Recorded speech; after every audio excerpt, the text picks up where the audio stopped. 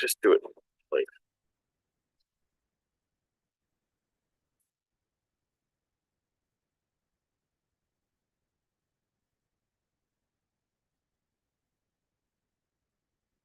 all right. Good to go. Sorry for the delay.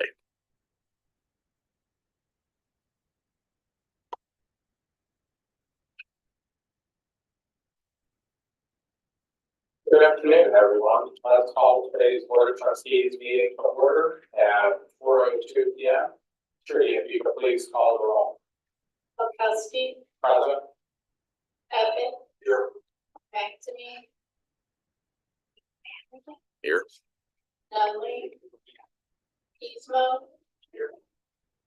Sheets. Here. Stang. Here. Swanson. Here. Zibble. Thank you, everyone, for being here on this. Melanie and Mr. Zippel did advise us that they would be unable to make today's meeting. If we could all please stand for the pledge. Pledge allegiance to the flag of the United States of America, to the republic for which it stands, one nation, under God, indivisible, with liberty and justice for all.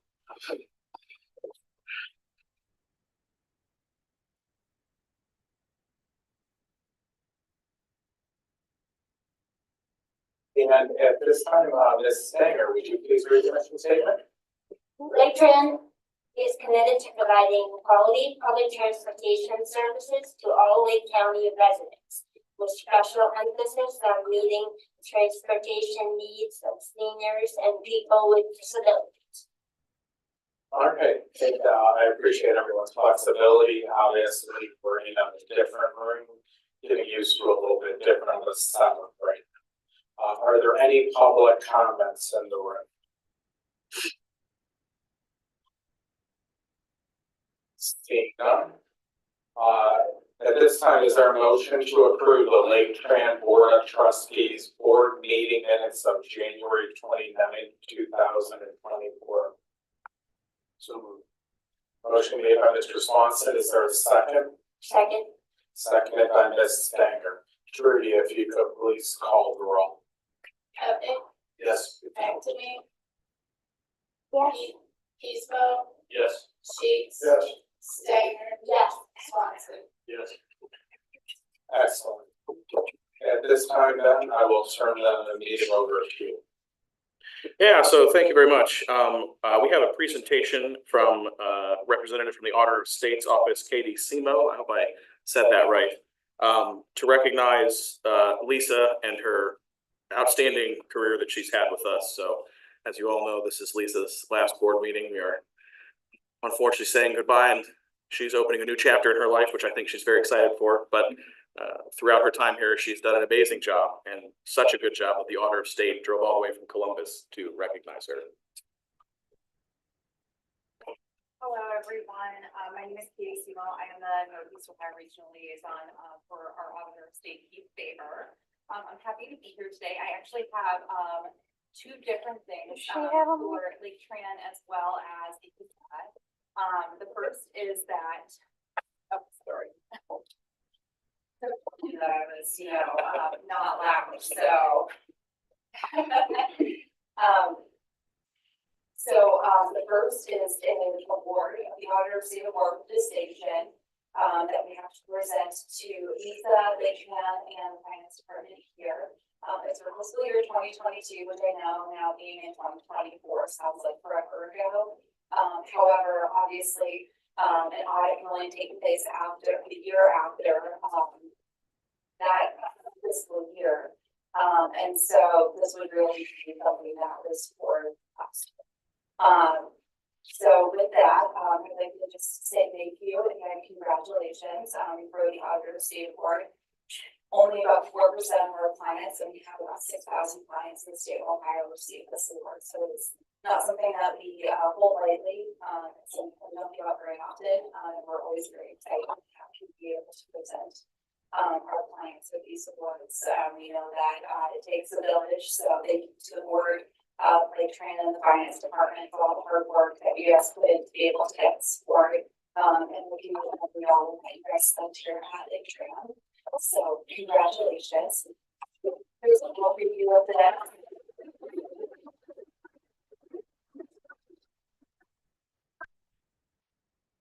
And then, with Lisa's retirement, we also have a, recognition from Auditor of State Keith Favor just for all of your years of service and on land, Laketran, so that, throughout other, public entities, in Lake County. And I will just read the recognition that we have here for you. So, in recognition and appreciation of Lisa Conley, 30 years of public service. Whereas Lisa Conley has served 30 years of public service, including her time at Lake County and West Geauga School District and Laketran. Whereas Lisa's dedication to maintaining transparency, accountability, and fiscal management are a testament to the clean audits received by Laketran during her tenure. Whereas Lisa, among her numerous accolades with Laketran, advocated for programs and ideas that reflect the interests of taxpayers. And I recognize Lisa Conley on the retirement from Laketran, many years of outstanding service, dedication, and commitment to our community and fellow citizens, my apologies, signed Keith Favor.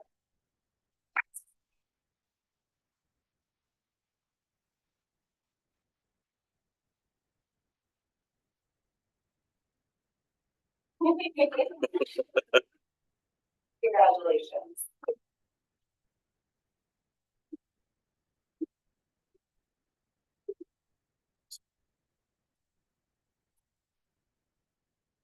I would love it if you guys could stand here. Julia's on the. I know. You gotta come over here. Oh, sorry. Right over here. Okay. Thank you. Straight out of the cardboard. You know, we come over there and say you can't bend our office doesn't help. So here you can okay. There we go.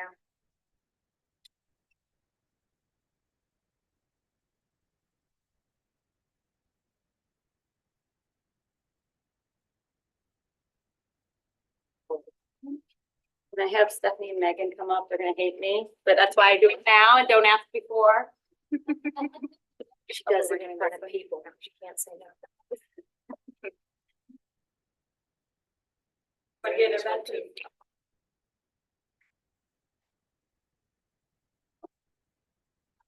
Look at me. Thank you. Thank you. No, thank you. Thank you. Yeah. Thank you all. Thank you.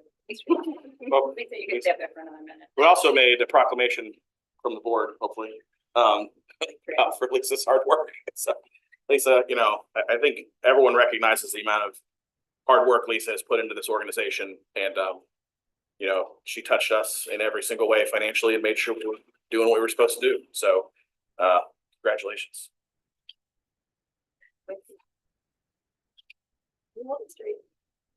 I'll let Ben hold it so you don't know. I haven't been a great award, but it's like cockeyed. It looks like it's really straight.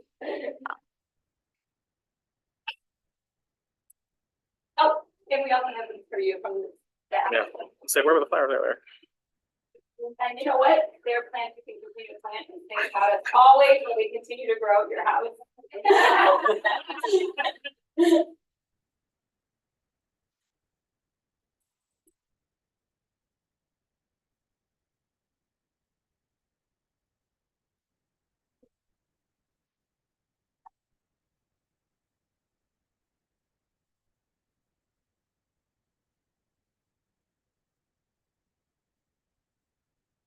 Well, congratulations and thank you, Lisa. I've been around when I first started on the board, always hearing about cleaning audits and they get routine, but they're not routine at all. So thank you very much for everything done for the agency.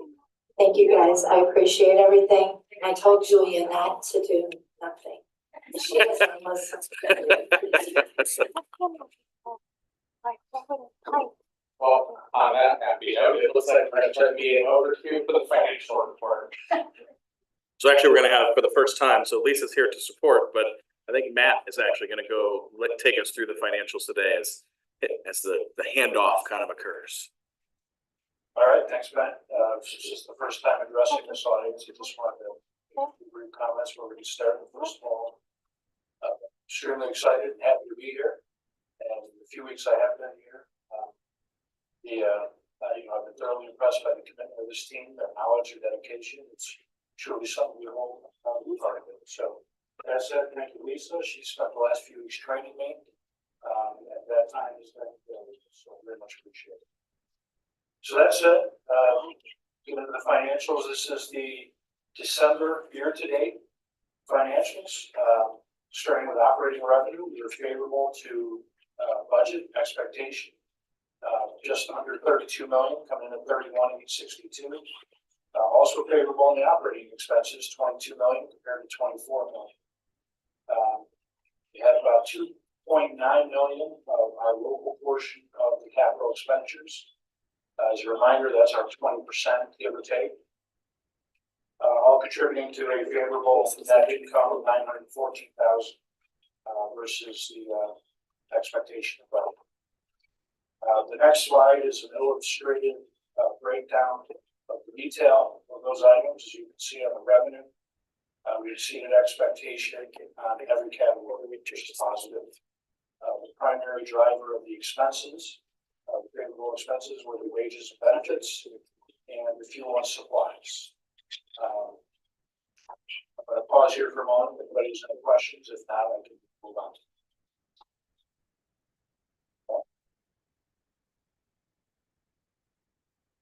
Next slide is the 2023 cash position, again, as of December. Total cash for Laketran is just under 60 million at 59,967. We designed this a little differently based on comments from the last meeting, but we've broken it into committed and uncommitted funds. So that said, with the committed funds totaling just under 18.5 million, we have the operating reserve 7.9 million, the local share of the board approved projects 7.8 million, the grant commitments 2.7 million. Uncommitted funds, the capital projections through 2027, and undesignated cash at 36 million. So total uncommitted funds at 41 million.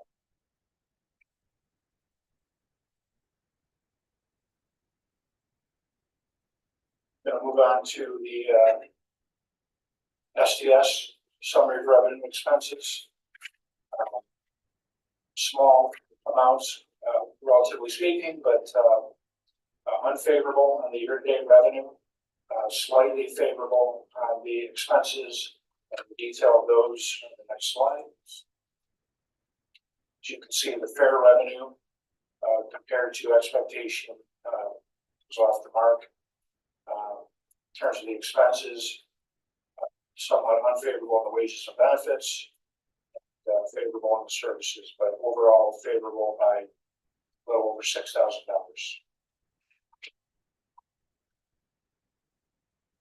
Moving on to Jogga Transit.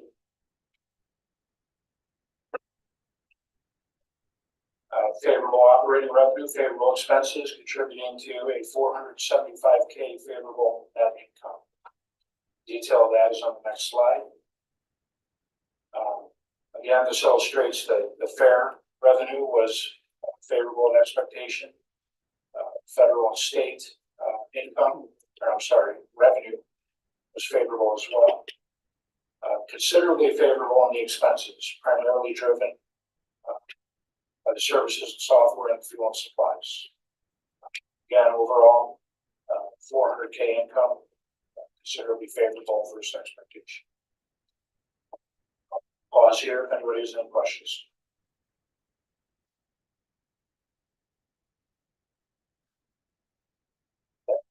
Thank you. Thank you very much, Matt. Were there any questions for Matt? Seeing none, is there a motion to approve the December 2023 Laketran STS and Jogga operating financial statements subject to audit and capital plan review?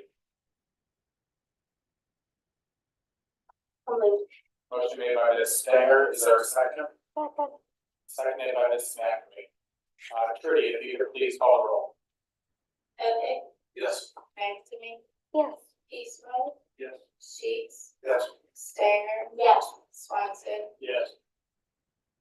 Okay, thank you, everyone. Complete aside, I'm finding that having the microphone away from me, I think helps out a little bit compared to yesterday, where the microphone had to be on my lips, but that's okay. At least I was the first speaker. Sorry about that. I hope you weren't sick. Well, we'll just keep moving on at this point. At this time, I'll turn the meeting over to you to talk about the purchase of 4 buses for STS service. All right, this motion is to approve the purchase of 4 buses for STS.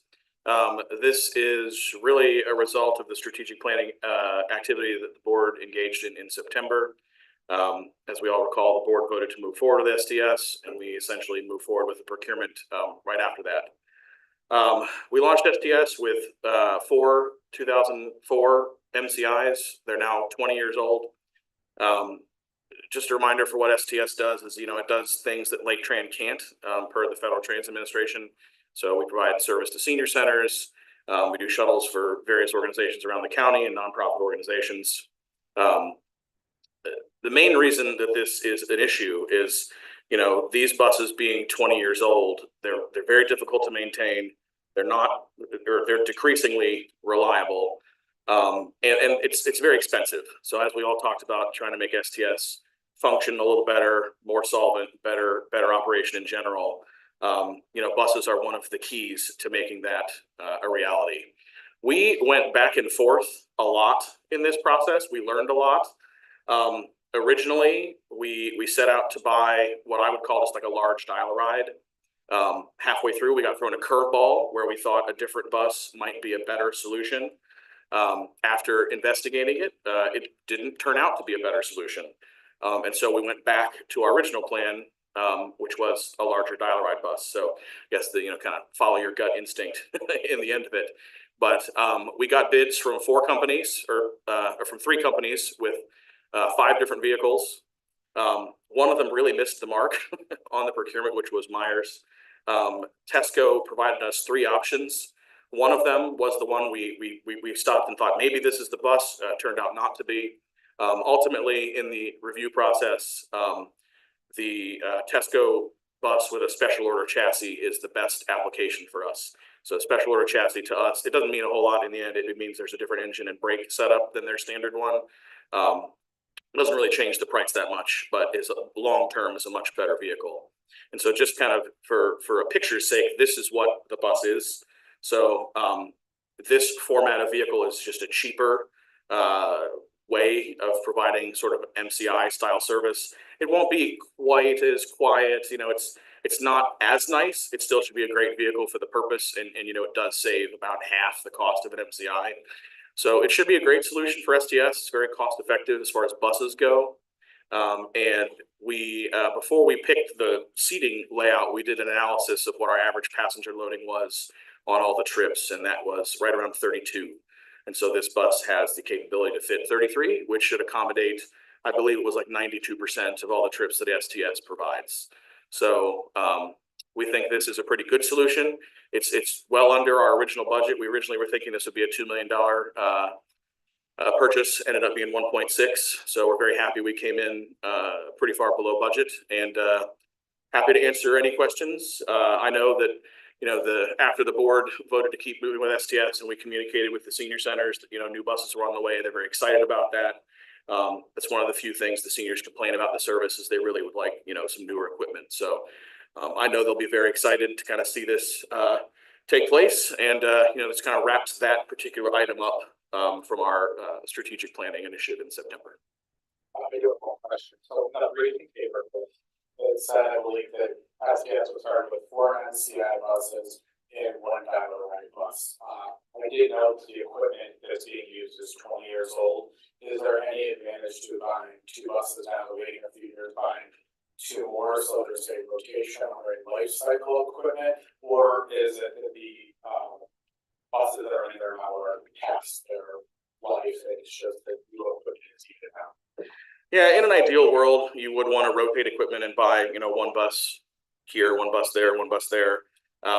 Unfortunately for STS, that would be a financial issue. In a couple ways, it would tax the current buses are very expensive to operate because they fail so often. But from a logistical perspective, 20-year-old vehicle, it's becoming hard to get parts. And so when they do fail, they're out of service for a long time, waiting for pieces beyond what we are normally seeing. So in this case, I think it makes sense to buy 4 buses now to help reduce the operating costs, on top of the fact that, buses are only going to get more expensive. So, and having to tow one of these buses from a longer distance trip is a much more expensive activity. So it's really, I think, better to buy these 4 buses now. And then Keith can comment on any maintenance needs, but I know him and his team have been, I think, waiting for this more avidly than the seniors. So I would. Huh? What's the lead time? These buses, I think, is about 8 months, 8 to 9 months. If I correct me, is that right? That sounds right. I think. Yeah, this style of vehicle, because it's a standard, it says a special order chassis. It's not a special order chassis from Freightliner. It is for the bus people, but it's a standard Freightliner chassis, so it's easier to get than a fully custom built bus. I've heard that, yeah. Yeah. Be quite the brains, they're rusting, generally shale. And they're coming up with which was a very expensive. Thank you. Any other questions, comments, or not? Just a question on the back end. So are we, by line 4 at the time, are we locked into line 4? I mean, will they all come out of service at the same time? So we're locked into this 4 at a time? Or is it, can you stagger on the back end of this? We should be able to stagger on the back end better, because this will allow us to plan better. With the other buses being so old when they started, it was difficult to space anything out. But with these being all new, it should be a lot easier to stagger them. But these should have a minimum of a 10-year life, so they should be around for a pretty long time. These, I believe, the federal Altoona test for these is 10 years, I think. So while these aren't federally funded, they are required to last 10 years. So we should be very comfortable with them lasting 10 years, probably a little longer in this service application. So I heard your explanation of line 33 to 32 is the right capacity, but lines 4 are the right size. Well, we guessed when we started, but it has proven to be the adequate size for sort of the peak travel time in the summertime. From the months of, and Matt backed me up on this one, from about April until November is sort of when the senior centers are really heavily booking trips. And during that time of the year, 4 buses are on the road almost every day of the week. There's some days it goes up and down a little, but it has turned out to be a good number in the end. And it was just it was a guess to begin with, to be honest. Sure. On this schematic drawing, where will the wheelchair secure locations be? So this is a standard sort of drawing that you see on the screen. In this configuration, they're at the very back of the bus. In our case, it's a similar layout, so they are towards the back, but they can move around a little bit with a little more flexibility. There could be some in the back, yes.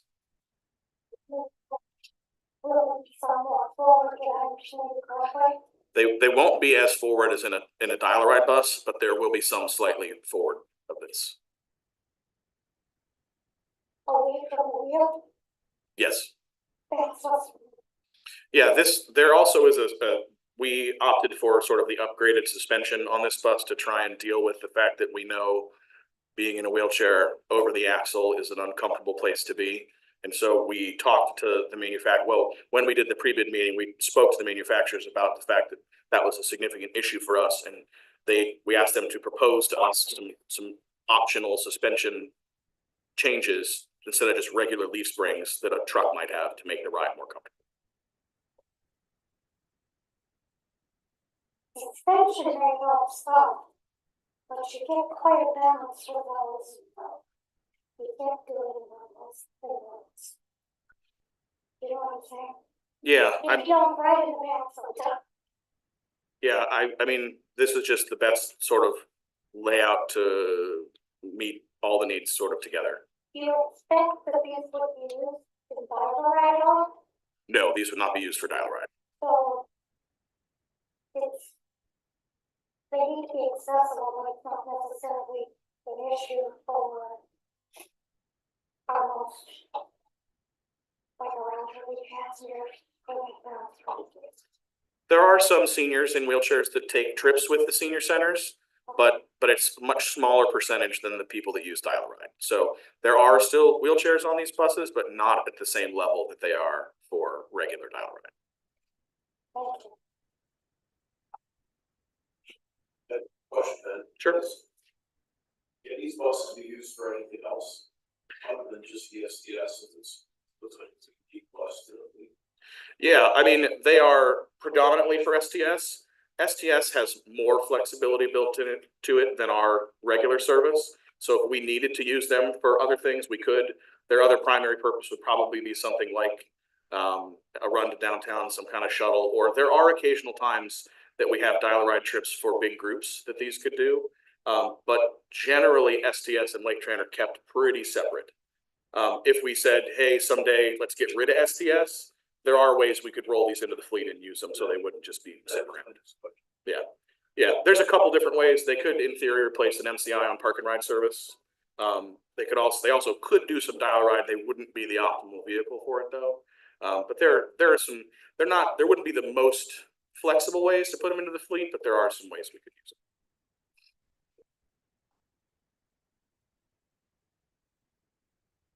Any other questions or comments for that?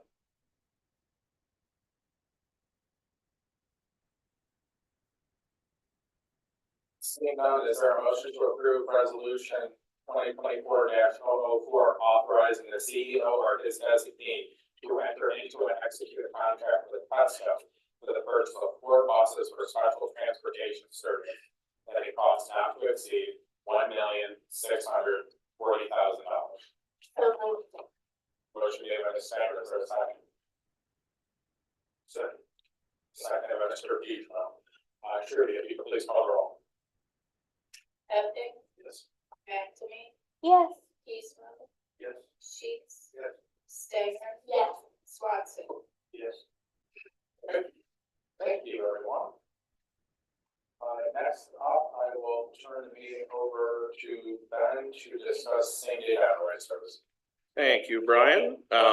So this one is kind of an interesting one. There are 3 resolutions to go with it, but they are all the same thing. So this again is a follow-up to the strategic planning effort we had in September. And just kind of a recap of what we've discussed in the past for same-day dial-a-ride. Carol, don't mean to interrupt, but we've been over this so many times. I think we should just look for a motion to approve the same day dial-a-ride. Well, we could either finish with District Apple, or you could make a motion that's up to I you. move to approve the resolution for District Hill with my same night dial-a-ride. Okay, so I believe procedurally, I will ask for a second, and then we can have some discussion. Is that appropriate, Mr. Dykes? That's correct. Okay, is there a second to Ms. McNamee's motion? I'll second. Seconded by Ms. Stanger. At this time, we will allow for discussion and anyone can ask questions of Mr. Capel. And I'm going to start. What do you feel the board needs to know to make this decision? So there haven't been any substantial. Well, if there's any. Sure. Everything is essentially the same as what we've been over a couple times. The difference is originally, if I can, where's my, originally I had, tonight would have been a motion to start same day dial-a-ride and a motion to purchase the software.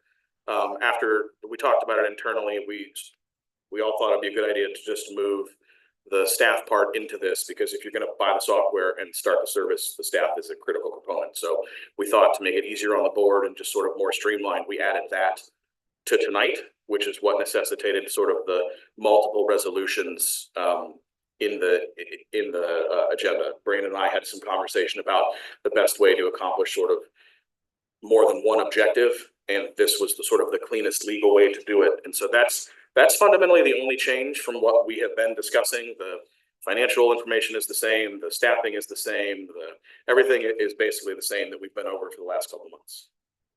So is each resolution its own motion? I would defer to Brandon, but yes, I believe each one should be a separate motion. Pending the motion of the second discussion, what happens essentially is you just simply read each and take a vote. In essence, while it all stems from the same thing, these are three separate issues. Each of their own resolutions. So we have. So individually, yeah, no, because hypothetically, all over all related to the same service, should get approved, and one could not get approved. Yeah, essentially, yes. Okay, thank you. Okay, I'd like to open the floor for comments and questions. So we talked about this roughly being $1 million investment, correct? I really shouldn't say investment. The annual cost is $5 million. Is that correct, or is it total $1 million? The total expenses should be roughly $1 million. The total net cost should be around 800,000. Okay, per year? Yes. Okay, where does that come from? Well, the expenses are the line items you see here. Most of it is wages and benefits. There's an annual maintenance cost. I understand that. What I'm asking is, where does the 800,000 come from? If we're sort of balancing our budget, are we not now exceeding? Where's the additional 800,000 a year come from? Oh, so when you look at our 5-year projection and a little bit beyond that, we have the capacity to provide this service with our existing revenue streams. Okay. So sales tax, I guess, would be the easy answer. And then the roughly the estimated 181,000 of passenger fares would also be a revenue component of this.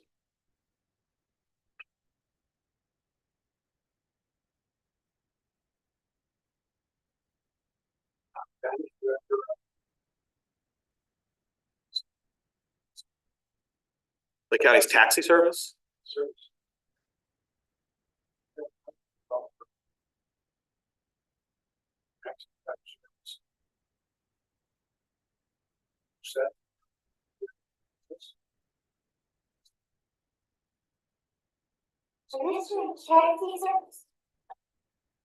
Yeah, Miss McAfee, please let Mr. Sheets finish. She did say taxi service. That's what St. down the line is the taxi service. I don't think we should compete with just in business in the Lake County. Doesn't make sense. Can I speak now? I mean, do you want to interrupt you? I think from my perspective, the essential difference between a taxi service and what the outright provides is one, a reduced fare for many people being able to, for people who may not be able to afford a taxi service, to be able to access, needed services, work, medical care, things like that. But more importantly, I'm not aware of a taxi service that is able to transport people with mobility challenges, such as in wheelchairs, walkers, and things like that, which is a core part of what Valoride is able to provide. So that's, that would be at least one of the ways why we would be differentiated, because there's no, to my knowledge, there's no taxi service that a person like that can access. I thought that was part of the reason that we have this service from Laketran. It's because there isn't that service. Right, so that's what That doesn't mean that at the same day, we already have the service that is needed. I have never looked at all the same day. I think that what from our conversations, and again, we have discussed this as a board, both at the retreat and then several times in the ensuing 6 months or more that this has been on the agenda. I think what we're talking about is a way to move the agency forward particularly as this does become more of the way of the world as far as wanting service now, or wanting service more quickly. There's going to come a time where that's going to become more and more essential. And my understanding is we're trying to find a way to explore a way to get ahead of that, to be a part of that, so that everyone can access those opportunities. That's my understanding. You presented at one of your earlier meetings, some, poll data that was talking about percentages of people, number of people responding. And I was just wondering, were any of those respondents non-users of the system? The survey was open to the public, but I think I'm looking at Julia, but I'm pretty sure the majority of the people that responded were users. That's what I would expect. We posted it on our Facebook page, which would mean that we continue to attract people to fill it out, whether they use it or not. Public forum, so it could be, but in general. Yeah, I would expect that to be the case. I would also expect that not a lot of non-users pay much attention to the Laketran website. So one of the thoughts I've had on this is I'm not necessarily against it exactly, but I'm not sure I'm for it as well, because we haven't heard from the taxpayers on this, whether or not they think this is an appropriate use of their funds. I would like to see some data from non-users of the system, but taxpayers. We heard from the taxpayers when they voted the additional levy. We told them what we would be able to produce with the additional levy, as well as restoring what we had lost previously. How can we ask the taxpayers if they are going to approve, even if it's $2 million to do this, when you just put $12 million out the door? That's my. Okay, I think that's a separate subject, but No, it's I the just- same I subject, understand it's what the you're same pot of money.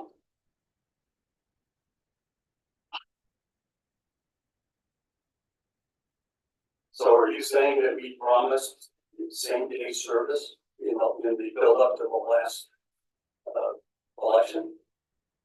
Is that what are you saying that we promised same day service as part of the last levy? Is that what you said? I'm not. That was discussed along with a lot of other things. This is just, it's necessary. People with disabilities do not have equitable transportation. When we have to make rides a day or two in advance. The So, entire disability community and the transit industry is moving toward same-day ride service. Why would we want to be left behind when we have the funds at the moment to do this, to provide for our passengers in an equitable, more efficient way? so I think it would be a little bit of a mischaracterization to say that, when the levy was out, that same-day dial-a-ride service was promised. What I do believe is an accurate phrase is that we said we would continue to invest more in dial-a-ride, because back when, I don't know if polling is the right term or survey, the Lake County community liked dial-a-ride and said, we like it, we want more of it. Of course, there was a pandemic in the thing. And what I do want to just for 2 seconds, and I don't know what my thought is, defer to Ben.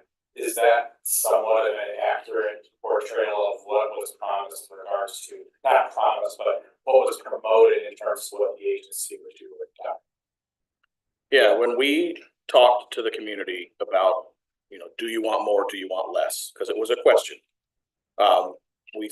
We said specifically some of the things we would do would be service along Tyler Boulevard and improve dial-a-ride consistently. Did we specifically say same-day dial-a-ride in that conversation? No, but we did talk about one of the core reason that we were even on the ballot was because dial-a-ride was struggling and state funds had been cut. And so along with that, we also knew there was a demand from the business community for service on Tyler. And so improving and restoring dial-a-ride was the cornerstone along with service along Tyler. So we talked about improvements to dial-a-ride, but we did not specifically mention same-day dial. The passengers were mentioned when they talked about the improvements. Yeah, I mean, we've heard about it for years. This is, people have always asked for same-day service. People have still, they call us every day and ask for same-day service. Well, I believe there is a strong expectation that we are going to produce it under this new levy because to them, that's an improvement.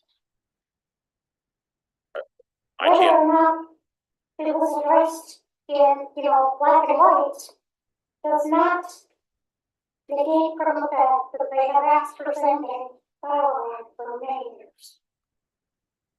To say the same day dial-a-ride has been requested for many years, it's a fair state. To say it was promised at the time of the levy. An enhancement to dial-a-ride was promised. So I do want to, I've been contemplating this, extensively over the time that it's been discussed. And one of the questions that, was asked today, which I think is very appropriate, is, what is the need for same-day dial-a-ride? And who is requesting it? And one of the items that has been brought to my attention is many, my spouses in the medical community. And what often happens is when someone who is a senior or who is disabled, when they need a follow-up appointment or they're told they need an appointment with a specialist, often that can take weeks, if not months. And then on top of it, they have to schedule a trip with dial-a-ride, which can be at capacity.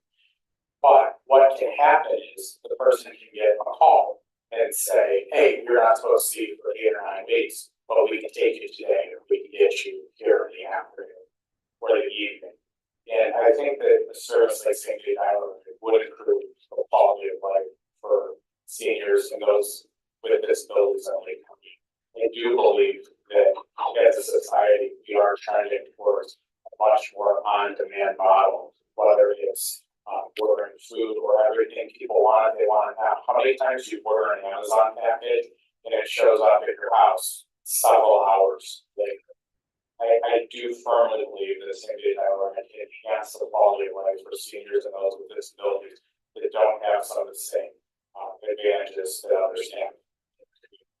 Upon a lot of reflection on this, and I would still like to continue the discussion if anyone has questions or comments for that. Well, as that remark, I understand the difficulty and the need for the ability to respond. I don't get the connection to package delivery, but I understand that the convenience of the additional opportunity, if you will, that we could provide the same service.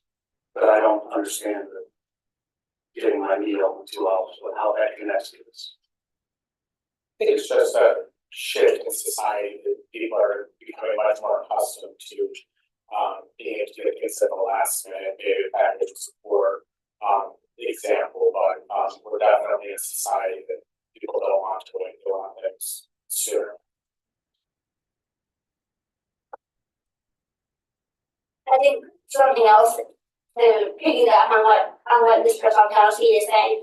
I think the medical example is a great one, and then there's also the work example. I know as a person in a wheelchair who works, and I also know other people who are in the working world. There have been times that my work schedule has changed, or there's been a few times when work has closed early due to weather, and that constantly presents a challenge for me, or us, people like us, because my ride isn't scheduled for, X number of hours. And so, then it becomes like someone from my job has to wait with me, or I have to rely on family, or, the variety of different things. So I think there could also be useful work applications for this as well. So would your expectation then be that this would be almost like comes over here aside, almost like a taxi? In your example, that you might have to wait for several hours, would you expect same-day dial-a-ride to be quicker in response? Is that what you're saying? Are you asking me personally? Yes. That's my understanding of it, yes. I'm sure there would still be like 8 ways, but if I was able to say, hey, I need a ride, now, and if the capacity was there, then especially in the beginning, it would be a limited capacity, am I correct on that? So if it was available, then yes, maybe someone in my position would be able to get home in 1 hour instead of 3 to 4 hours. Okay, and that's what I thought I heard you say. So then, would we be able to provide that service? Would your expectation be that you could meet her expectations? Yeah, it would be, like she mentioned, it would be capacity driven. So we're, the way we have structured this is to an extent an experiment, and we are limiting the capacity on the system. And so there's 5 buses in the morning, 5 at night. If one was available and she tried to book a trip, they would show up. If it was full, then she would not. And could you do that now without the same day? Just out of curiosity, I mean, if somebody calls and says, I'm really in trouble, can you come get me? If you have capacity, do you do that? If we have capacity, we do. It's pretty rare right now for that to happen, but anytime we can provide a trip that somebody asks us, we do it. Okay, and one more question if I could. Let's assume that this goes through. It sounds like it's a great thing. What happens if you get overwhelmed? I mean, what happens? I mean, are we gonna see that denial curve all of a sudden do one of these things? So there's lots of upside, I understand that. One of my concerns is, what happens if all of a sudden, we have 10,000 people that use the system now, there's 250,000 people in the county, and all of a sudden everybody says, well, for $1.20 or whatever the reduced rate is, I can be driven to work, every day, or I can call up from the bar and say, come get me. How do we handle that? What happened? I mean, can we be overwhelmed? I guess is what I'm asking. So the answer is yes and no. The technical answer is what we are requesting to do right now is a limited amount of service. It's this much money in service. And so can this be overwhelmed? We could see a time where there are denials, but that wouldn't mean we're adding service as a result of that. It would help us guide what happens in the future. What I honestly think will happen is we will see a period of time while same-day dial-a-ride and regular dial-a-ride sort of move around a little bit. And after this is in place for a while, things will smooth out and demand levels will stay sort of similar. I don't ultimately think this will result in a huge number of total additional trips, but if we were to try and take our current service and use it to provide same-day dial-a-ride, we'd have to cut a piece of it out and essentially reduce capacity in regular dial-a-ride to do same-day.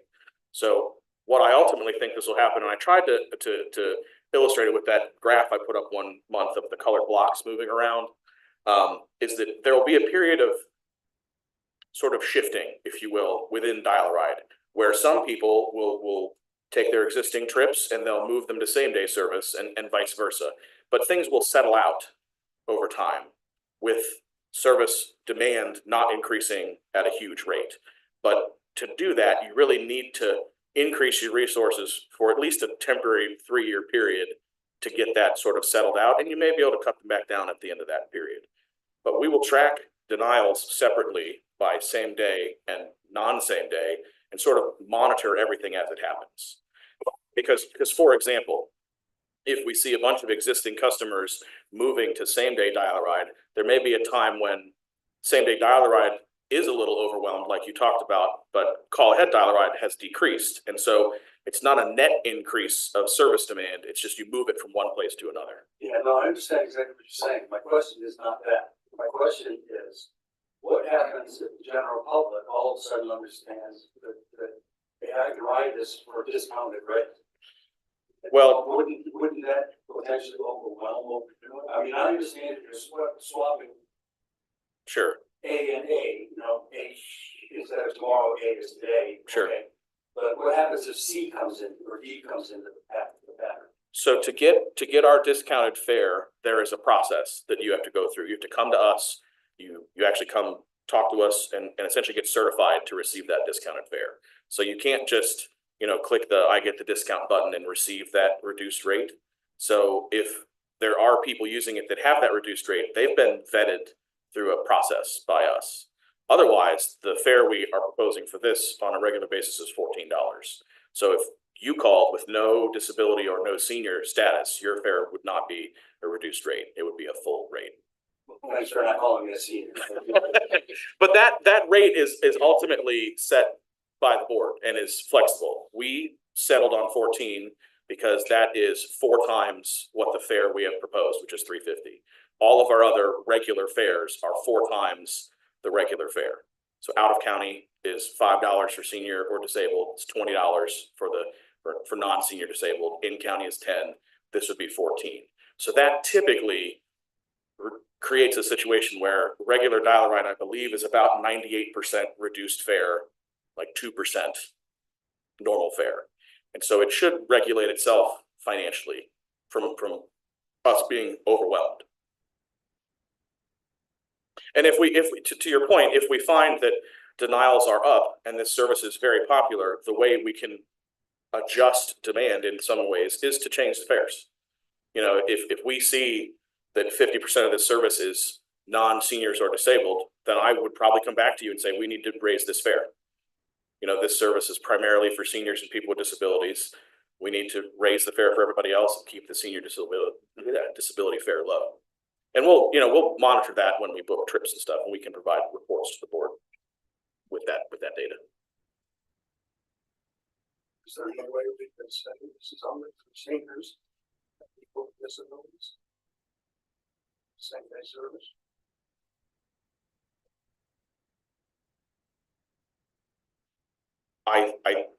I think so. I would want to 100% research that, but I think we could say that. I'd want to check with the FTA to make sure I'm not discriminating against someone, but I think so. We could also set the regular fare high enough that nobody would use it. Is the other option. Yeah, I would objection to that. I would think that would be the low palatable way to go. Yeah, I mean, you could set the regular fare at $40 if you wanted to, and that would probably self-regulate people out of it. There is the one. I'm sorry, Lane. I didn't mean to cut you off. Yeah, just one more question. You know probably 100 transit systems country. I'm sure you do. What about other same-day downloads? They've been successful. What do we have enough information from those people that are doing it to figure out the best way to do it for here in Lake County? I don't get why. Geauga was never the same day, was it? No, Geauga. Oops, sorry, I pushed off. They do in some areas. So it's the industry kind of sexy term right now is microtransit, and so that is in place in a number of places around the state, and it has been successful overall. We are a little unique the way we provide dial-a-ride, so exactly apples to us is uncommon, but microtransit as a whole has been successful around the country. Yeah. Transit system in Ohio, they're offering that. Yeah, RTA is doing it in the Solon area. Columbus is doing it by Rickenbacker Airport, and I believe in Grove City. And Cincinnati is doing it. I don't remember the community they're doing it in, but a lot of times the bigger transit systems are restricting it to certain areas that they don't want to provide fixed route service to. So like there's no traditional fixed route service from Coda to the Rickenbacker Airport area, but there's something like 60,000 jobs. So they put in microtransit to provide service instead of traditional fixed route service. Sounds like we share the same days, seniors, people with disabilities. Yeah. And not violate any FDA or federal or state statutes because regular dial-a-ride service is still available. Yeah, my gut is that we probably could. I just wouldn't want to say that without being able to do a little bit of research. But the other thing I would when we think about that, we may want to consider there are people that use our service that may not be a senior or a person with disabilities, but they may have an issue. They still need the service, something like a DUI or other things that typically people go to work. It's a very small percentage. Like I said, it's probably about 2%, but people that use dial-a-ride are typically doing it because they don't have another choice. They still don't. They're already doing it now, one. They could. I just don't see the reason for saying they highlight service in Cole County. Take care of seniors and down the street. Save people, I totally agree with that. That would be good for John.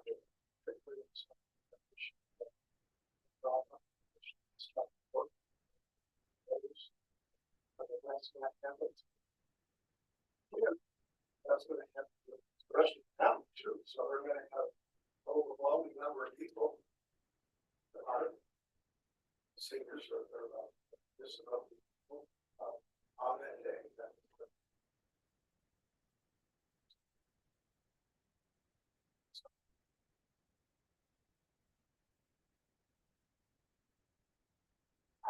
I have a question, I don't know if this is who agreed to this, it's partly legal, so I don't know who agreed to this.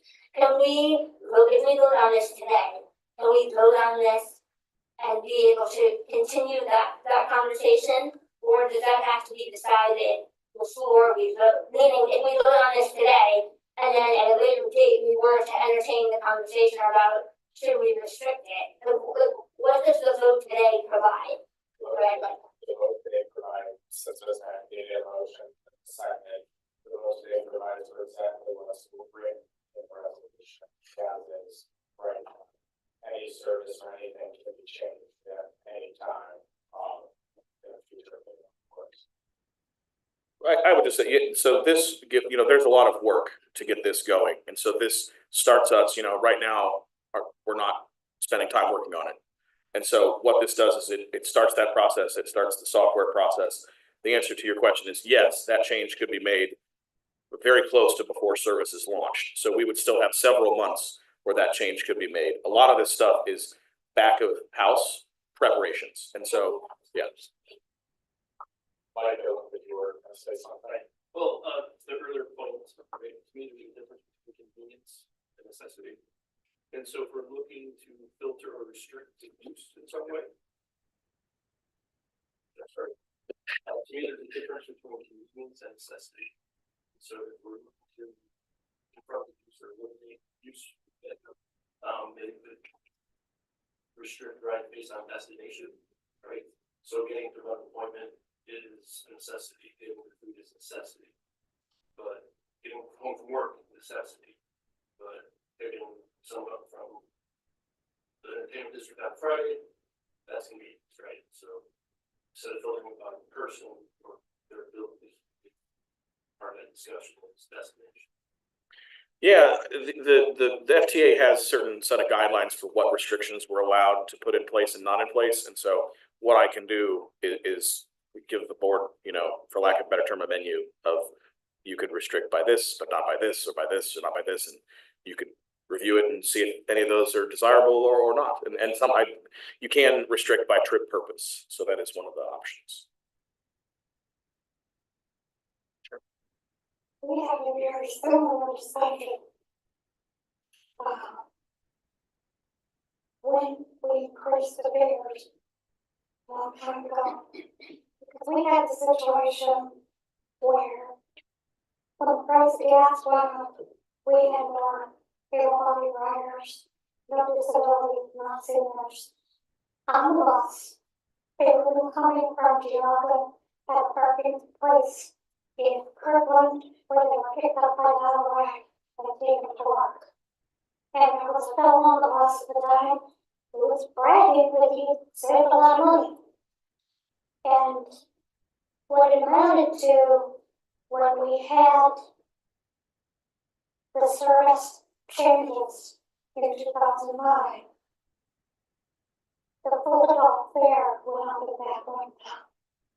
And basically, it priced people off the bus for they were no longer saving. Yeah, if we have a desire to really restrict non-senior or disabled folks from riding, my recommendation would be that we charge a fare around $40, which is above the cost to provide the trip. And so that way, if someone does ride it, we've actually made a couple dollars. I'm sorry, I didn't quite understand what you said now. Would you mind repeating Sorry. the last bit? Sorry, Gary. was garbled in my ear. Here, the last couple comments that you made. You were talking about a guy on the bus, and then I lost you. I'm sorry. I picked up on the one fact that we had the club service. There was a gentleman, with a price of gas had gone up, and he was riding on the bus, how much that ride saved him from the high gas prices.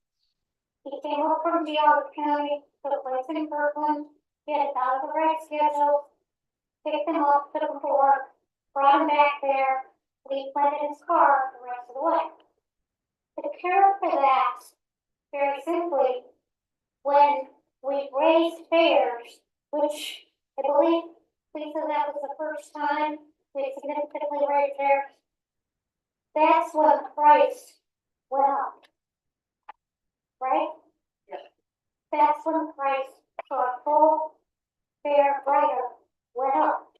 And it made people like this other guy who was basically taking a ride, in my opinion, he was taking a ride of someone who couldn't drive, who couldn't get places any other way. And this was ridiculous. He had a job, he was making good money there, but he didn't want to pay for it again. Yeah, so So, the cure for that was simply to charge a full adult fare. Is it $10 there? yeah, so Or $20 round fare? I know. You hardly ever see anyone paying that.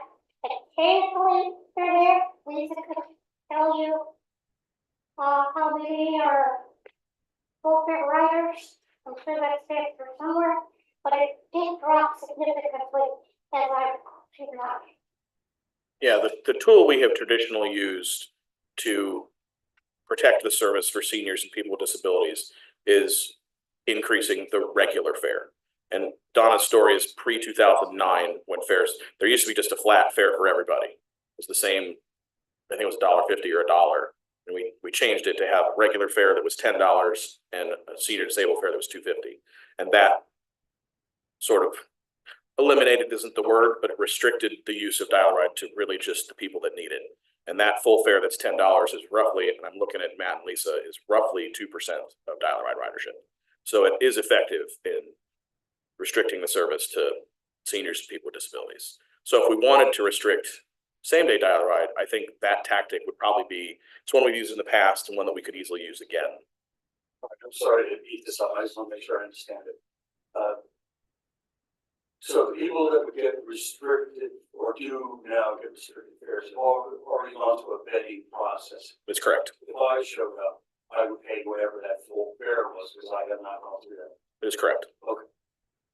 Yeah, we give you an ID once you have gotten a reduced fare. So we do paperwork, we track you in the system, and that you get a card that says I am entitled to a reduced fare. And so the default for that app would be regular fare. You would have had to get us, the only people that can change that fare are us, and we do it on the back end. So you couldn't even, when you open the app, you can't even select a reduced fare unless you've already been granted or given that in the back end. Any other comments or questions? Yes. Mr. Shades? Are we going to give reduced fares to the seniors and people with disability the same thing, the same reduction as we did now for regular dialogue? We have proposed it at $1 higher, so the fare would be $3.50.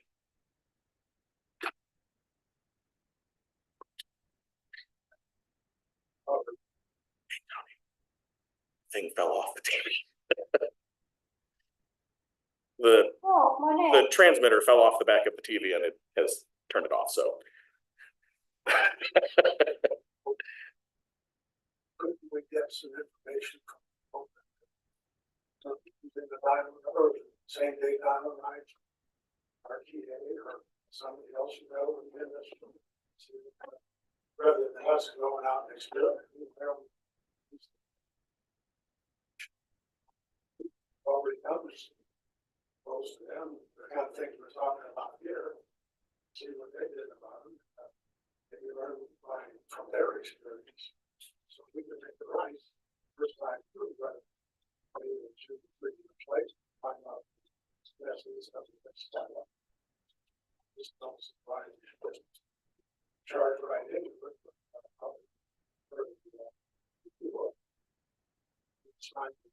It's able to stand, so, yeah, more information.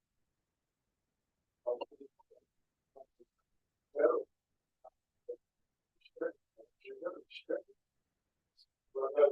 $14 there. There's adjustment.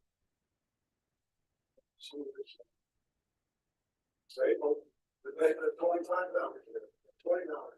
It's gonna cost them that much. If you have a taxi or Uber or whatever.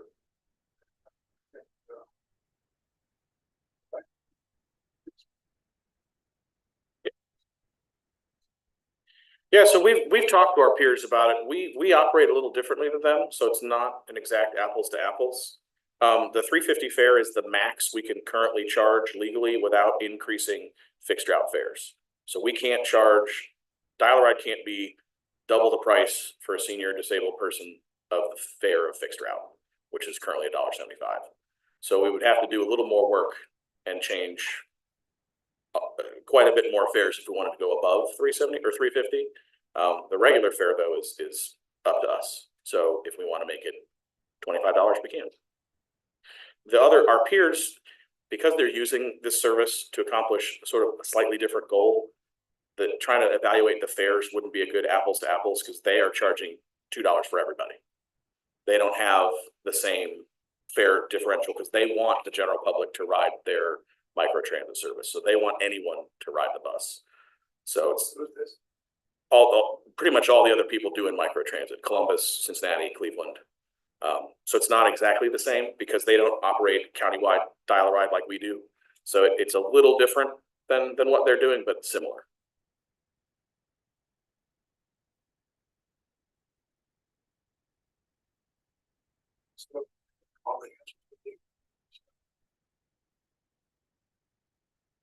Any other comments or questions?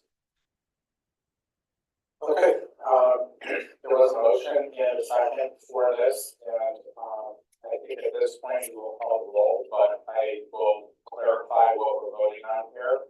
I believe in fact that we have to vote on these three items each individually. So the motion that was made was to start same day dial-a-ride. So this vote would be just to commence same day dial-a-ride. Mr. Ryan, if there's anything I misstated or you'd like to clarify, please do so. Thanks. Yeah, the only clarification is just keep in mind, Ohio's got a single subject rule, and a single subject rule because we're talking about a change of organizational chart. We usually do that on, so that's why these are separate. So not for any confusion or delay, but just because we normally change the org chart as a singular resolution, and because it's being changed as part of this, that same subject rule applies. Thanks. Thank you for the appropriate release. Trudy, if you could go ahead and please call the roll. Epic, No. back to me, Yes. Peaceful, Yes. Sheets, No. Stanger, Yes. Swanson. No. We are tied 3-3. Trudy, please record me as a yes. The next one is our motion for resolution 2024. Sorry, do we need to do a motion? Yes. Yes, thank you. But no, she motions tonight, just read them.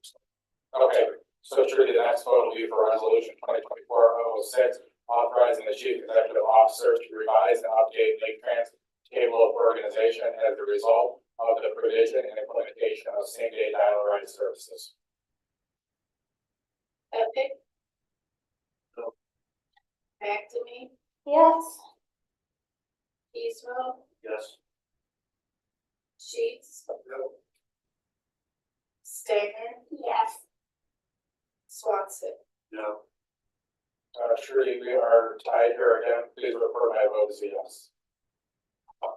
Trudy, please call a vote for resolution 2024-007, authorizing the chief executive officer to purchase additional and necessary software as a result of the provision and implementation of same day dial-a-ride service.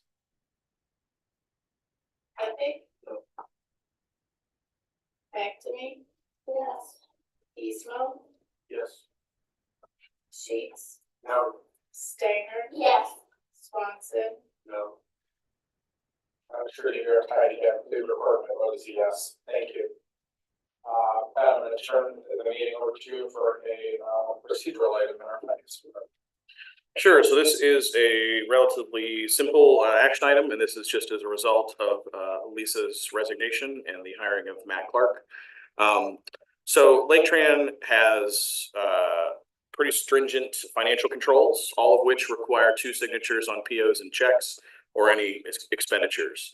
So to be authorized to be a signer on a PO or a check, the signatory must be either a secretary treasurer, that must be the secretary treasurer, which is me, or a board approved assistant secretary treasurer. Traditionally and currently, Lisa is an assistant secretary treasurer, and so is Stephanie Call, who is our budget and payroll specialist. With Lisa's retirement on February 29th and the hiring of Matthew Clark, we simply need to remove her as an assistant secretary treasurer and add Matt. Okay, any questions for this procedural item? At this time, is our motion to approve resolution 2024-008 to appoint Matthew Clark as assistant secretary / treasurer of Laketran and to accept the retirement and resignation of Lisa Conley as assistant secretary / treasurer. So moved. Motion made by Ms. McNamee, is there a second? Second by Ms. Stanger. Trudy, if you could please call the roll. Epic, Yes. McNamee, Yes. Eastman, Yes. Sheets, Yes. Stanger, Yes. Swanson. Yes. Okay, thank you, everyone. At this time, I'm going to turn the meeting over to Ben for the 6-month look ahead, and we'll combine that with your CEO report, please. Thank you very much. This will be quick, or I'll try to move through it quick. If you have any questions as I go, feel free to ask. I'm happy to go over anything in additional detail. Next month, we will have the Madison Park and Ride construction. Again, this is a requirement based on the new CDL, or this is necessary because of the new federal CDL training requirements. We just don't fit anywhere to do it effectively. And so this is the cheapest way to accommodate it, period. It just is some modifications to the Madison Park and Ride to allow the bus to fit in the correct sort of geometry required for training. They greatly extended the distance the bus needs to move in the maneuverability process, and so we just don't fit. The next one is a replacement bus for Geauga Transit. Last month, this was 2 buses. We have decreased it to 1 just for financial purposes. 1 bus makes more sense right now, so I'll be on next month. We also have shelters on Som Center. This is actually a pretty exciting project. This is a joint project between Laketran and the city of Willoughby. The budget did go up between last month and this month to accommodate some extra bus stops. And basically, Willoughby is really looking to fill in the sidewalks on Som Center Road, which is on Route 2, which is our second busiest fixed route. There are a number of bus stops in this project, and so we're doing a combo. Willoughby is doing most of the concrete, we're installing shelters, and it's really a pretty good joint project where both of us are reducing the costs to the individually and doing a better kind of consolidated project. So this action is to approve me entering into an MOU with the city of Willoughby and to expend $300,000 on shelters and all the enhancements along Som Center Road. Interestingly, Som Center Road has probably the place we get the most complaints on a particular bus stop for having no accessibility. If you guys are familiar with that road at the intersection of 84 and Som Center, there's a Wendy's and a Walgreens. We consistently get complaints from the community that there are no assets there. And it's actually from people that don't ride the bus. There's several passionate residents about a senior that rides there. They call frequently complaining there's no bench or any sort of facilities for a person to stand. Additionally, there's a gentleman that uses a wheelchair that has to drive it in Som Center due to a lack of a sidewalk in that area. So this is really, for me, I'm also, a resident of the area, so it's especially exciting, but I think it's a great model for how we can deliver bus stop projects at a lower cost as a partnership with the city. We have a procurement manual update that is wrapping up. I think Brandon has reviewed it, if I'm correct. We will send that out to the board here shortly, so you have plenty of time to review it and ask questions. This has to do with some new regulations with Buy America, but it also updates it to align the policy manual with the legal opinion the board received earlier this year. So I implore you to take a look at it, ask any questions in advance. It is generally a routine item, but with the changes based on the legal opinion, I think it'd be good for the board to review it and make sure they ask any questions ahead of time.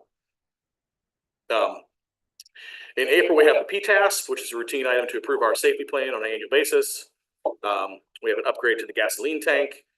Again, this is just to increase the capacity. Right now it's 4,000 gallons. We're going to switch it to 15,000 gallons. This will result in the cost of gasoline going down to us a little bit because we'll be able to receive an entire truckload of gasoline versus the smaller tanker coming and topping us off. It'll also give us additional days of fuel, which will make us a little more redundant when there are disruptions in fuel. We have Geauga Transit Propane Infrastructure Phase 1. So Geauga Transit got a Lono grant to convert part of their fleet to propane, and so they need a propane tank to fuel the buses, and that is what this project is. In May, we have replacement dial-a-ride buses, so we will replace 21 buses that will reach their useful life. We have grant funding to cover all of that. In May, we have a shelter at the Eastlake Middle School. This is a request from the community to give students a place to stand safely. And so we have worked with the city of Eastlake, and the site planning is approved. This will just be construction. In June, we have federal grant authority, and we are being very careful to make sure June and July and August don't get overloaded with items so that the board doesn't come back from a vacation and get frustrated.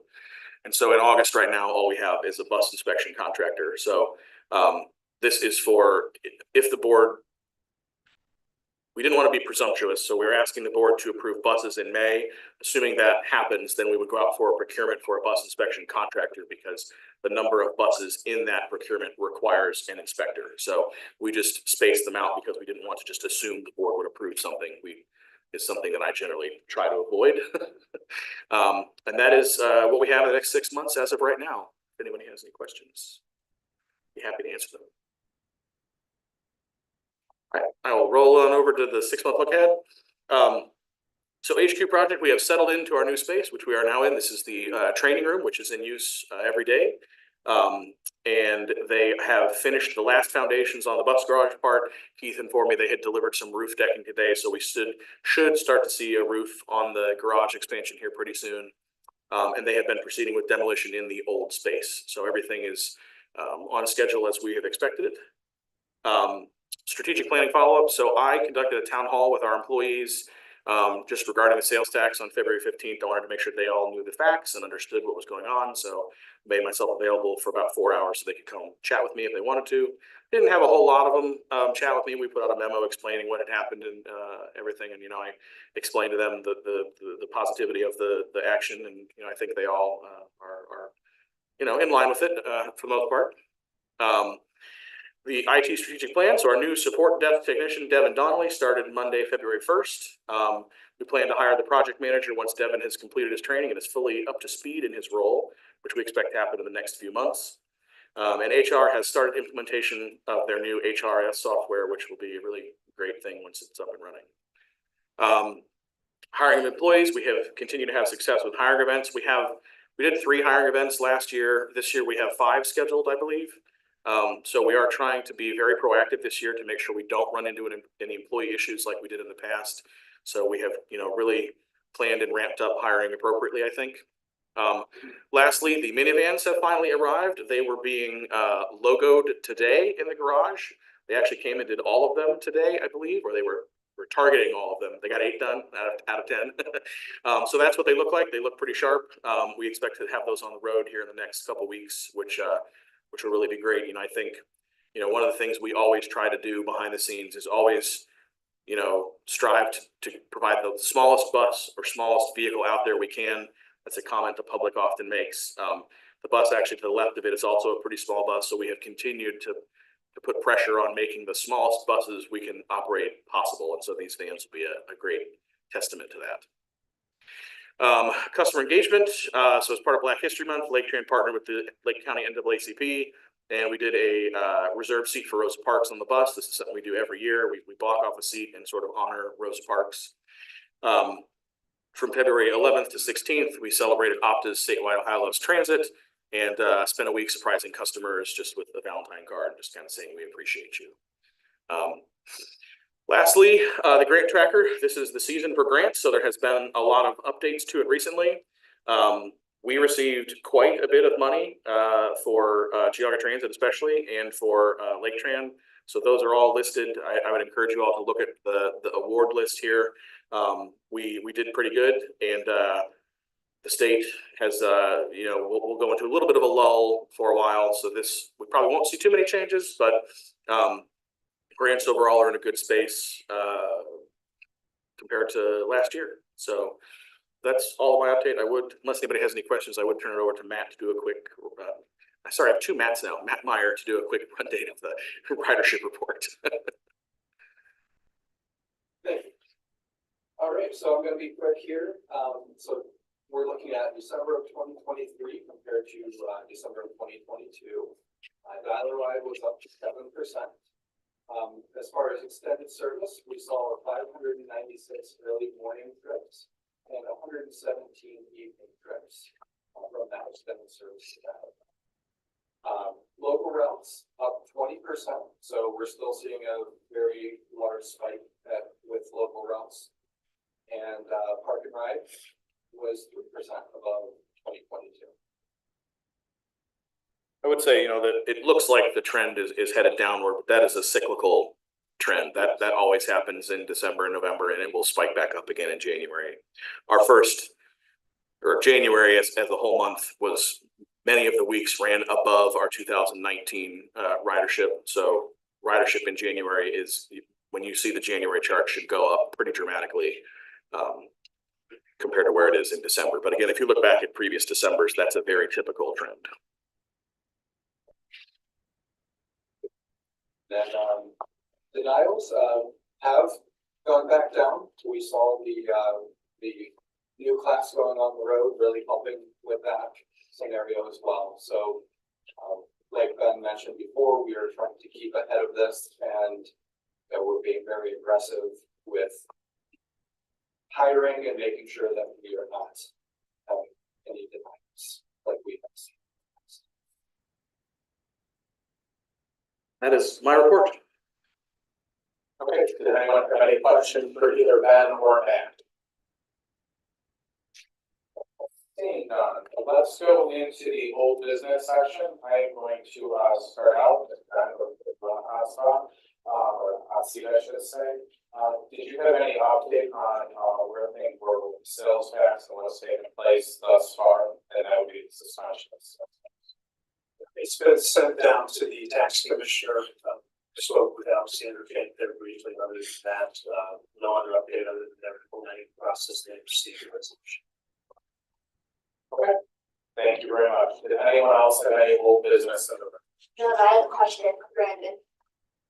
Will they send you some kind of notice, or how will we know when it goes into it, when they've received it, they process it, and when it's going to go into effect? Yeah, so I received a green card, which is sent certified mail per statute. I will follow up with them very shortly to make sure. And Mr. Payne has been pretty good about things, so that's my expectation. I have a calendar now that I received the green card, I believe today, as a matter of fact, that I will follow up with it. Thank you. Have What a is the response green to card? that? It's just certified. Was that certified? Just want to make a question. Yeah, I'm not sure it's old business or new business. Go for it. We're down with that. Are you okay? Okay. Thank you. We talked briefly, I think at the last meeting, about maybe doing some sort of, for use of some of the funds, a sidewalk kind of grant kind of programs. I'd like to urge management to put some sort of proposal together so we can look at. I don't know if that's old business or new business. It's worth. So put it in there somewhere. I think that's a very interesting program. That's a good use of funds I think Willoughby thing is a perfect example where we could help our riders be safer. Yeah. And I'd love to see us flesh that out a little bit. Sure, we will work on what a program, like a draft of what a program might look like. I happen to know Andrea and Marty have something similar already written. So we will work on that and present it and we'll give you a run through of what conceptually we think it might look like next meeting. Obviously, this would be a project that just to as the board thinks about it, there are very few rules that we would be bound by from the Federal Trains Administration on this. So it would be very open-ended to what we could do. We'll try to put some guidelines and recommendations together, but as we think about it, I guess my point is we can, it will be really up to the board to say, we like this part, we don't like this part, et cetera. But we will be very excited to put a project together. Okay, any other old business? Seeing none, let's go to the new business section. Okay, I have three things. Ben, do you want to give us a very, very quick and very early 30,000-foot view of what's going to be happening on Eclipse Day? And the reason I said that is my email box, I think it's a very hot topic. I had intended to add this to my CEO report when I forgot. I appreciate you bringing that up. So if you haven't already heard, on April 8th is the eclipse. It is I would say I have learned a lot about the eclipse and what it means to people. It is a very significant day. The Emergency Operations Center will be active that day, and EMA has been planning for a while.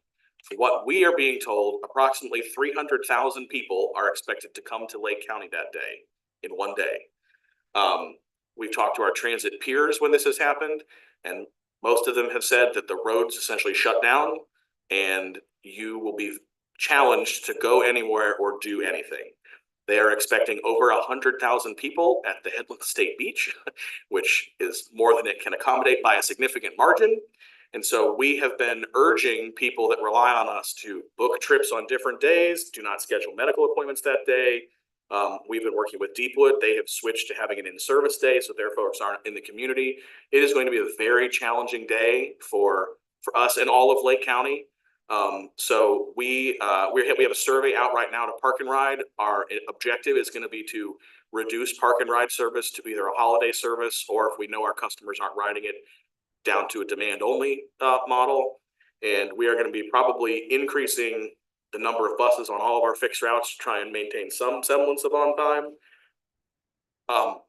One of the worst case scenarios we heard was that the main interstate, forget what jurisdiction it was, said this, but they said it turned into a parking lot for 7 hours because people couldn't get where they wanted to go. So they just pulled over and stopped and watched the eclipse in place. So admittedly, when I first heard about this, I thought, well, the sun goes away every day. I'm not sure why this is so amazing, but it is a big deal. People travel 7 to 10 hours away to see these things. And so Lake County is going to be a very busy place that day. We are having active staff meetings to figure out exactly how we're going to handle it. We expect our parking lots to be full of people, whether we want them there or not. So we're going to be putting some extra porta johns out just to try and keep things clean and tidy and not have sort of a backblast, if you will, of problems. But we are still working through exactly what we need to do. We are following the EOC's lead. We may have to run some shuttle service for, I don't know where yet, but it will be a challenging day. We have prohibited employee vacations. We're going to be issuing additional attendance points on that day. So it will be probably a pretty rough day for us, but I think it'll be just generally a challenging day for people to do anything in Lake County. So we'll keep you updated as our plans evolve. Some of them, what we have learned is a lot of this is very last minute. The people don't plan well for events like this. They just come and expect to see the thing and go home. And so we're doing our best to figure out how to handle that. I believe it is happening around 3:30 in the afternoon. I think the hotels out by Madison are already up to $450 to $500 a night. So it's a big deal. It is a much bigger deal than I appreciated at first. But the challenge for us is really just, if the roads are blocked up, we won't be able to travel anywhere either. And so we're just trying to communicate to riders, hey, really pick a different day. If you have to go out, go out. We'll do our absolute best. But, especially folks that have time sensitive needs, like people coming out of dialysis or things, or they might need to use the bathroom. If the bus is stuck in traffic, there's nothing that we can do necessarily to deal with that. So yeah, so it's gonna be a challenging day, but we're still not exactly sure what it's gonna mean to us yet, but it is on our radar. Then I have one question. How are you communicating that with riders? How are you spreading that message? There will be, we already have, I think there's a script in customer service that we are telling to people. We are going to be putting information out on all of our traditional, I'll let Julia answer Oh, additional. yeah, it's exactly that. Like right now, we have our customer service rep, they equipped with a script. They equipped with a script. Now, obviously, we're not getting calls today for Yeah. April 8th yet, so but they have the information. We survey our partner, but it's on the message on hold, if you get one on hold while you're listening, that you can give a considered travel that day. Do you anticipate doing like a social media post as it gets closer or? Yeah, we'll be communicating, that window, we're not scheduling. Right. So. Okay. A lot of what we've been doing now is on the back end of talking to agencies and communicating like, hey, be careful with if your folks want to travel this day, it's gonna be a challenge, like especially Deepwood for folks that are working and stuff like that. We've just been telling them, hey, we'll do our best, but if the traffic can't move, the buses don't fly. Yet. Okay, any other questions, comments on the eclipse? Seeing none. Ben, in discussions with, one of the board members requests, I had this written down in my column here. Normally when the first time a board sees the meeting minutes is, the week or so before the meeting. Would it be possible to have the minutes circulated closer to after the meeting, so if anyone had any changes, while it's still fresher in everyone's mind? Yeah, sure. We should be able to get the minutes out by the Friday of the board meeting, I would think. So this Friday, we should be able to get minutes out. I'm looking at Trudy because that's her responsibility. But yeah, I don't think that'll be a problem. We'll discuss it internally and see if Friday is the right day, but that shouldn't be a problem. Yeah, I think it would allow the same week, that'd be, helpful, just seems like the minutes would be just so fresh. Sure. Okay, one of the other things I wanna do is, I wanna thank everyone yesterday, Laketran had its first employee appreciation event, and, how many people were there? 256 people were there, employees, and there was a very positive vibe, everyone was happy, it was very energetic. It was a wonderful event at the Croatian Hall in East Lake, employees, all really seemed to enjoy themselves, but I would like to thank everyone that helped, put it together. I know that Julia's in the room, so I'm gonna thank Julia, but I'm gonna ask Julia to please say everyone else who helped. I know Emily was up front a lot as well, but could you please recognize anyone who helped yesterday? It is a team effort. I would say it. Microphone. She just said that it's a team effort. Everybody here participated. But Emily and Julia, there were some folks that did take the lead, but it, takes a village. No, absolutely, it was wonderful, and thank you everyone for everything you did to make it such a success, it was wonderful. Did anyone else have any new business in the room? Seeing none, at this time, is there a, motion to adjourn today's meeting? So moved. Motion made by Ms. Sanger, is there a second? Second. Second by Ms. McNamee. Trudy, please call the roll. Epic, Yes. Anthony, Yes. Eastmo, Sheets, Stanger, Yes. Swanson. Thank you, everyone. We are adjourned at 5:35. Perhaps we should meet in this room more often.